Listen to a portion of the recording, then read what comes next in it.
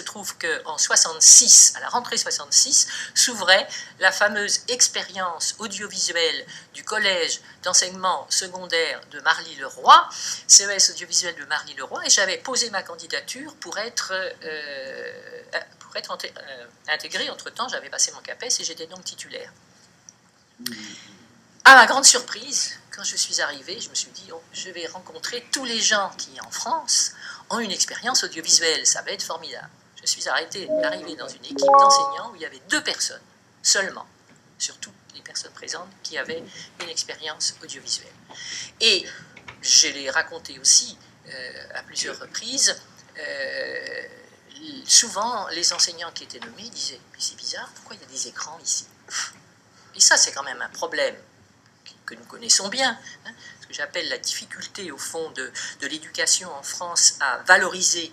les compétences dont elle dispose. Il y avait des enseignants qui étaient nommés à Marly-le-Roi, je ne sais pas pourquoi, je peux vous dire. Peut-être connaissait-il quelqu'un, peut-être n'habitait-il pas très loin, peut-être, etc. Mais malheureusement, à part Salmieri, que j'ai rencontré encore récemment, qui avait une expérience audiovisuelle, la plupart des enseignants n'avaient pas d'expérience audiovisuelle. Or, pourquoi cette expérience était tout à fait extraordinaire ?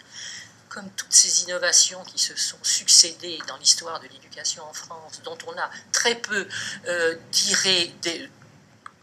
dis-je très peu,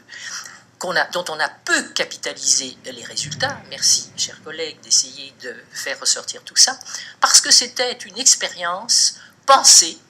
J'ai eu l'occasion de le dire il y a peu de temps, puisque nous avons rendu un hommage à Étienne Brunswick, et qui a été un des leaders de cette expérimentation, pensée. On peut discuter les options, mais elle était pensée, cette expérimentation. Elle était pensée au plan architectural, elle était pensée au plan pédagogique, elle était pensée au plan organisationnel, elle était pensée à tous les niveaux, sauf au niveau syndical, c'est vrai, parce qu'on avait aligné tous les professeurs certifiés, agrégés et classes de transition sur le même horaire, pour pouvoir travailler en équipe, car nous étions alignés, nous travaillions tous en équipe, et nous avons eu sur le dos, enfin, sinon nous, du moins les responsables, comme vous pouvez l'imaginer, des réactions syndicales extrêmement importantes, puisque nous faisions tous nous avions tous la même charge d'enseignement, ce qui n'est pas dans la tradition. Donc dans ce CES audiovisuel de Marly-le-Roi, l'architecture, alors nous n'avons pas donc les images, mais je pense que dans l'historique, je les ai même dans mon sac, parce que ce qui était très intéressant, c'est qu'il y avait, il y a des films, il y en a un qui n'a pas été retrouvé, celui de Farwadji, je ne sais pas s'il a été retrouvé, mais bon, vous aurez la possibilité de le voir, mais ce qui semblait intéressant et ce qui explique ces quelques images, les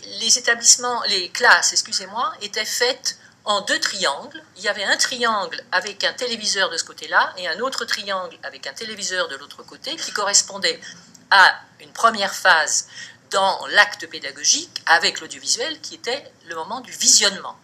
Ensuite, il y avait, parce qu'un des fondements, j'aurais dû le dire avant, un des fondements de cette expérimentation au plan pédagogique, il y en avait 2, il y avait la ferme conviction que l'image favorisait la démocratisation, dans la mesure où elle était moins élitiste, entre guillemets, que le verbe. Les sémiologues sont venus après perturber tout ça, mais enfin c'était la grande époque de la massification, les années 65, 66, et donc l'idée qu'il fallait ouvrir au maximum l'accès au savoir, ça c'était la première idée. La deuxième idée, ou plutôt la deuxième, dans quel sens, peu importe, l'autre c'était, et j'en reviens à la télévision scolaire, c'est pas moi qui ai dit que c'était moins d'1%, c'est ce qu'on nous a dit quand on a ouvert le CES de Marly-le-Roi. Les émissions de la télévision scolaire, je les connaissais, j'avais participé à un certain nombre d'entre elles, et je regardais les autres. Elles n'étaient regardées que par moins d'1% de la population potentielle susceptible de regarder ces émissions. Et le CES audiovisuel de Marly-le-Roi, ainsi que d'autres établissements équipés de ce qu'on a appelé les circuits fermés, avaient été ouverts pour favoriser l'expérimentation et l'utilisation de ces émissions. Malheureusement,